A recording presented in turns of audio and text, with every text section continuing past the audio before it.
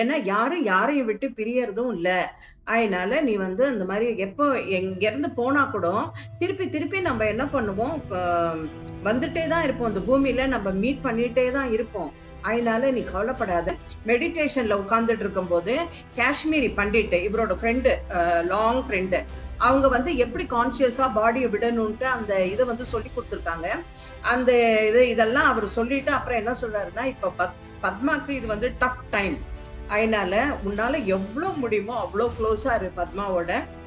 எனக்கு தெரியும் நீ நிறைய ஸ்பிரிச்சுவல் எக்ஸ்பீரியன்ஸ் எல்லாம் நீ நிறைய அவளுக்கு கொடுப்ப, ஸ்பிரிச்சுவல் நாலேஜ் நல்லா கொடுப்பேன்னு எனக்கு தெரியும். யூனிவர்ஸ் வந்து அதோட இது கான்சியஸ், சுப்ரீம் கான்சியஸ் மைண்ட் இருக்கு, அந்த மைண்ட் மூலியமா உனக்கு கட்டாயமா ஹெல்ப் பண்ணும்.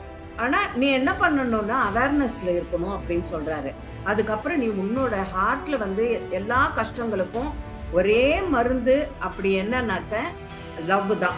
லாஸ்டா வந்து குதிரையில ஏறும்போது அவர் சொன்னா, இது வந்து டல்லா யாரு அப்படின்னு சொல்லி அவ கேட்கறான். கேட்கும்போது ஏன்னா டல்லா இவ்வளோ பண்ணியிருக்காங்களே, டல்லா யாரு அப்படின்னு கேட்கும்போது அவ சொல்ற, வசுந்தரா சொல்ற, நீ ராங் கொஷின் கேட்கிற பத்மா, நீ அந்த மாதிரி கொஷின் கேட்கக்கூடாது, நீ யாருன்னு கேட்கணும். நீ யாருன்னு தெரிஞ்சுக்கும் போது அப்ப டல்லா யாருன்னு உனக்கு புரியும் அப்படின்னு அவ சொல்றான். அப்புறம் வந்து நிறைய மேத்தமெட்டிக்கல் கால்குலேஷன் புக்ஸ் இது எல்லாமே என்னாச்சுனாக்க அழிஞ்சு போச்சு.